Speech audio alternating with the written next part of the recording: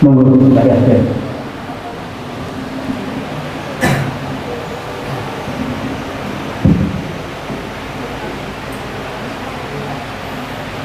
Bismillahirrahmanirrahim. Assalamualaikum warahmatullahi wabarakatuh. Waalaikumsalam. Mohon doanya Ustaz Abdul Somad. Nama saya Ardi Gunawan dari BSD. Bercita-cita ingin sekali mendirikan pondok Darul Tahsin Menghafal Quran. Malam ini saya ingin bertanya dua pertanyaan. Yang pertama, ketika seorang laki-laki memberikan hartanya kepada ibunya, misalkan menafkahi, itu maksudnya sedekah atau kewajiban? Yang kedua adalah bagaimana perhitungan sedekah di atasnya lagi, yaitu zakat perdagangan, cara perhitungan yang simpel. Saya pernah lihat antum menjelaskan dengan simpel perhitungan zakat untuk perdagangan. Sekian dari saya. Jazakallah khairan. Assalamualaikum warahmatullahi wabarakatuh. Langsung ya Pak Kiai. Nama besarnya sodako. Kalau dia bentuknya barang, namanya infak. Kalau barangnya nggak habis-habis, namanya wakaf. Jadi kalau ngasih air, infak. Makanya setiap kata infak pasti benda, harta. Wa anfiqu min thayyibati ma kasabtum. Infakkanlah hasil usahamu. Alladzina yunfiquna amwalahum. Mereka menginfakkan harta mereka, benda. Nama besarnya sodako. Diperkecil lagi benda, namanya infak. Tapi kalau dia benda nggak habis-habis, semen, jadi tiang masjid, batu bata, batu kerikil, tanah, maka disebut dengan wakaf. Nah, sodakoh yang besar ini ada yang wajib. Apa itu? Zakat. Apalagi yang wajib? Nafkah, makan, pakaian, tempat tinggal. Kita sebagai laki-laki yang wajib kita nafkahi itu siapa? Istri. Setelah itu anak. Habis itu orang tua kalau nggak mampu. Orang tua istri, mertua. Itu wajib kita nafkahi. Tapi ada yang tidak wajib kita nafkahi. Di bawah wajib hukumnya sunat. Sunat itu bahasa simpelnya anjuran. Nggak wajib menolong sesama, karena kalau saya nggak nolong masih ada yang lain. Tapi kalau orang tua ini, apalagi kita anak tunggal, jadi saya kira jelas besarnya sodako. Makanya senyum itu masuknya kategori mana? Sodako. Nggak ada orang saya mau infak nih Pak Ustadz, infak senyum, nggak ada. Karena dalam hadisnya disebut tabassumika fi wajhi akhika shadaqah. Senyummu ke wajah saudaramu sedekah. Subhanallah, subhanallah, subhanallah, subhanallah. Sedekah. Likulli sulama minkum sedekah. Setiap tulang sendi ini ada sedekahnya.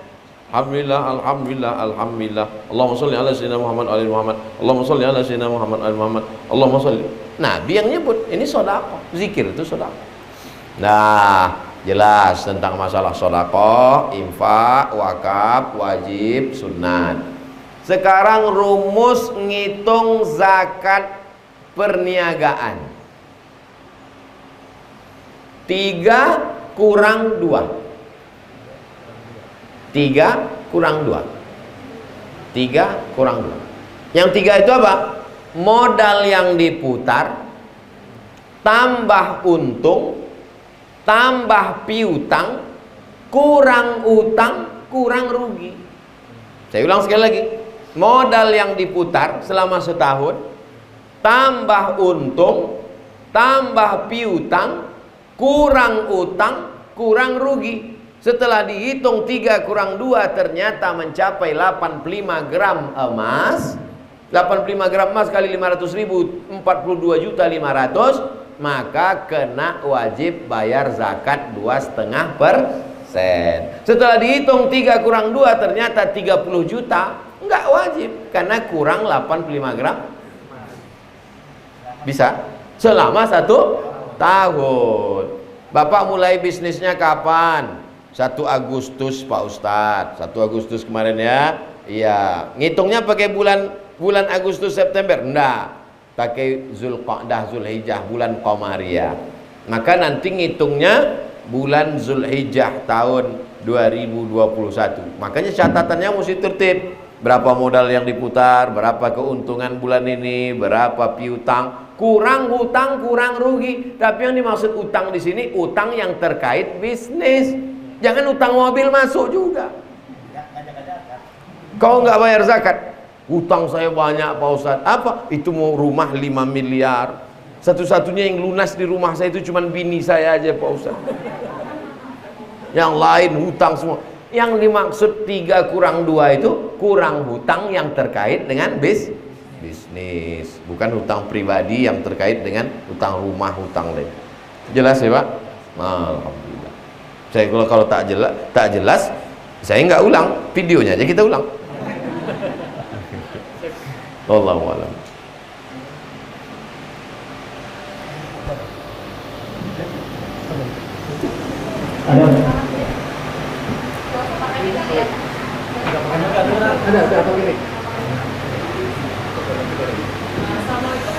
Jelas. Saya Sisil dari Bintaro. Ustaz mau nanya, kalau kita perempuan yang tidak bekerja mau sedekah pakai harta dari suami itu izin atau enggak? Itu yang pertama. Yang kedua, saya kebetulan punya anak juga. Yang pertama, yang kedua itu udah diakikah tapi tidak dipotong, sudah dicukur tapi tidak dihitung peraknya. Itu gimana untuk sekarang saya pengen bayar? Yang sebetulnya apakah bisa? Baik. Ya, 2 pertanyaan. Perempuan yang tidak bekerja, tidak punya penghasilan, tak ada harta warisan bapaknya, dia menggantungkan hidupnya sebagai ibu rumah tangga. Lalu kemudian kalau dia mau bersedekah dari uang suaminya, apakah dia mesti izin suami? Iya.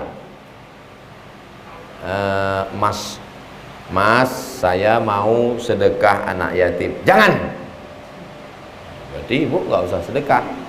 Sedekah tidak hanya dengan uang, bisa sedekah dengan menolong. Likulli sulama minkum shadaqah. Ada acara pengajian, masak nasi segala macam, ikut pengajian dengan tenaga. Jadi tidak selamanya sedekah itu dengan materi. Itulah keadilan Islam.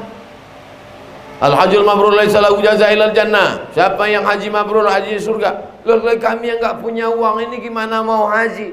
Man shalla subha fi jama'atin, salat subuh berjamaah. Tsumma qa'ada yadhkurullah, duduk di masjid. Hatta tatlu asyam, sampai terbit matahari.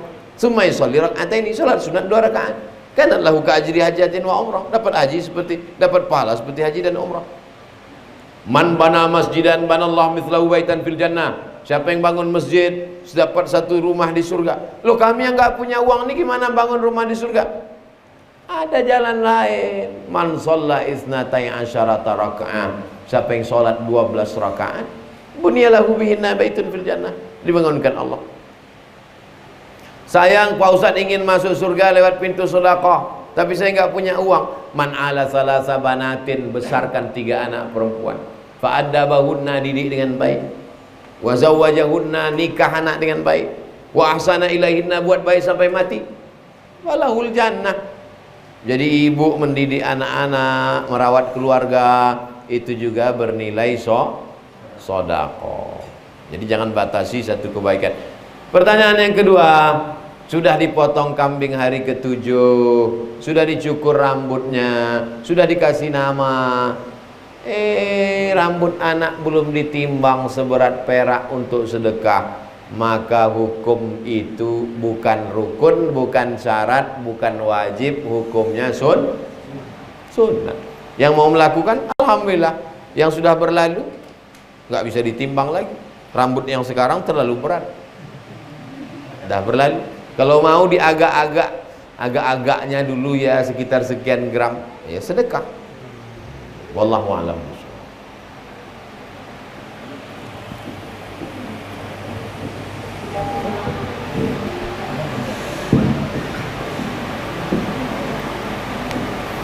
Assalamualaikum warahmatullahi wabarakatuh. Waalaikumsalam. Saya dari BSS, ada 2 pertanyaan. Pertanyaan pertama ini terkait dengan wakaf. Orang tua saya dulu waktu saya masih zaman SMP mewakafkan sebuah tanah untuk masjid, ya kan? Mungkin karena orang tua nggak tahu, tanah itu sampai sekarang karena jaraknya terlalu jauh dari masjid, sampai sekarang tidak produktif, kan? Malah jadi ilalang dan lain-lain. Nah, kemarin saya berpikir, bolehkah merubah atau menggantikan tanah wakaf itu dengan tanah orang tua saya lain yang lebih produktif dan dekat dengan masjid? Itu pertanyaan pertama. Oke. Yang kedua, saya sering menyimak beberapa channel YouTube, ada salah satu channel dia berdakwah melalui mendatangi dukun-dukun dan lain-lain, mungkin lagi ramai viral banget. Tapi walaupun memang dia pakai beberapa bacaan Al-Quran dan sholawat seperti itu, tapi di beberapa tayangan ada menampilkan tentang khodam. Ya, saya pernah membaca sebuah keterangan atau apa gitu ya, al-istiqdam bil jin haram. Apakah betul seperti itu? Nah, bagaimana Ustaz tentang fenomena seperti itu, Ustaz? Jazakallah. Assalamualaikum warahmatullahi wabarakatuh. Waalaikumsalam warahmatullahi wabarakatuh. Saya simpulkan 3 pertanyaan. Pertama, bagaimana sikap kita kalau bapak ibu kita berwakaf? Kalau bapak ibu berwakaf, jangan cuman lisan di mulut saja, tapi diserahkan melalui kantor KUA. Namanya Akta Ikrar Wakaf. Mengurusnya di KUA itu sudah diatur oleh UU, Undang-Undang Wakaf. Saudaraku berwakaf, serahkan ke nazir. Nazir itu pengelola wakaf, dalam hal ini pengurus masjid. Saya wakafkan tanah 1 hektar kepada pengurus masjid tunai, saya terima, sah. Keluarlah akta ikrar wakaf. Masuk jam 8, suratnya keluar jam 11. Apakah saya yang ngurus cepat? Nggak tahu. Setelah keluar akta ikrar wakafnya, dibawa ke BPN, Badan Pertanahan Nasional. Berubahlah dalam sertifikat nama pemilik menjadi yayasan, sehingga tanah tidak bisa dijual, tidak bisa digadaikan, la yurasu tak bisa diwariskan, wala yuhabu tak bisa dihibahkan. Ini untuk menjaga tanah wakaf, begini caranya. 2. Bolehkah mengalihkan wakaf dari yang tidak baik menjadi lebih baik? Boleh. Dalilnya mana? Umar bin Khattab mengalihkan tanah wakaf di pasar Kufah ke tepi kota, karena di pasar ini sudah tidak produktif, dialihkan ke tempat yang lebih lapang, lebih baik. Boleh. Tapi sekarang tidak semena-mena begitu, karena sekarang ada namanya BWI, Badan Wakaf Indonesia. Kalau disetujui oleh BWI bisa, tapi kalau tidak kita bisa masuk penjara. Ya, konsultasi, advice, nasihat dari Badan Wakaf. Yang ketiga tadi terkait dengan fenomena dukun pakai jin.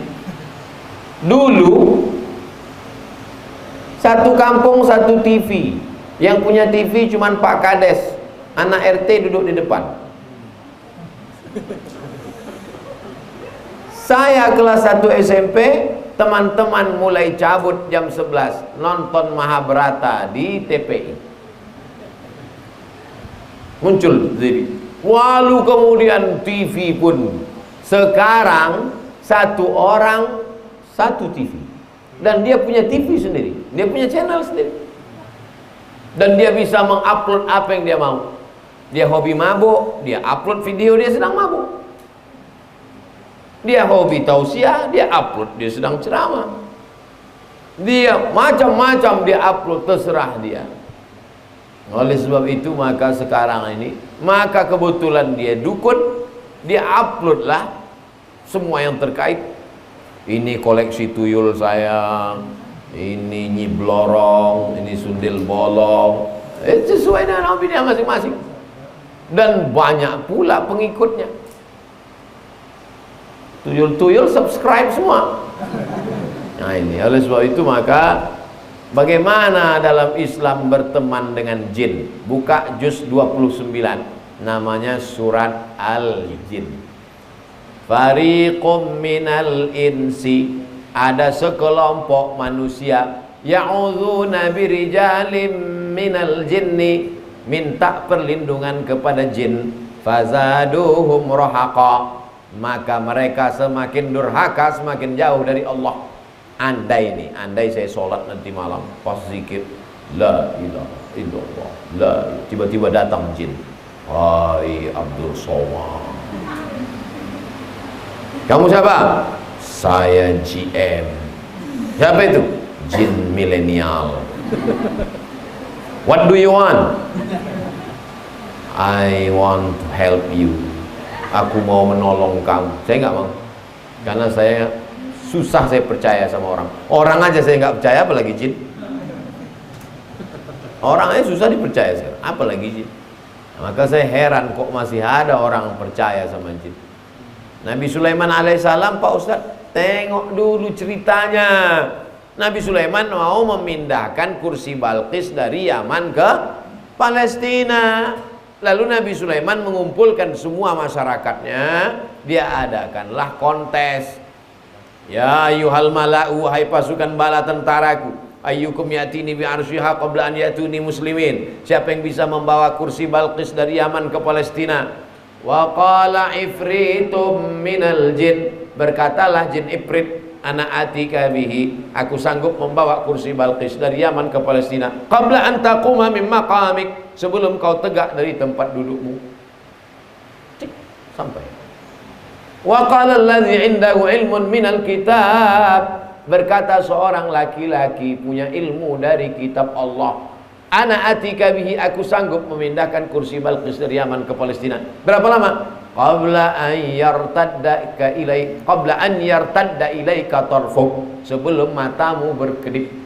Sebelum mata Sulaiman berkedip, datang kursi Balqis. Dalam kasus Sulaiman, yang memindahkan kursi Balqis itu jin atau manusia? Manusia. Di zaman Nabi Sulaiman aja jin udah nganggur. Sekarang dia dari pesulap dari Jepang menghilangkan Fujiyama, hilang. Pasti udah nonton videonya semua. Oleh itu jin ini pun tidak bisa dipercaya. Pas dia mau disuruh tugas, wani piro. Oleh itu saya menganjurkan supaya jangan berteman dengan jin. Cukuplah berteman dengan jamaah, follower aja. Demikian, wallahu a'lam. Barakallahu. Dari Ibu barangkali? Ada barangkali? Ala hazihin niyah, untuk niat yang baik-baik, semoga kita diberikan kebaikan, keridhaan, keampunan. Al-Fatihah. A'udzubillahi minasyaitonir rajim. Bismillahirrahmanirrahim. Alhamdulillahi rabbil alamin, arrahmanir rahim, maliki yaumiddin. Iyyaka na'budu wa iyyaka nasta'in.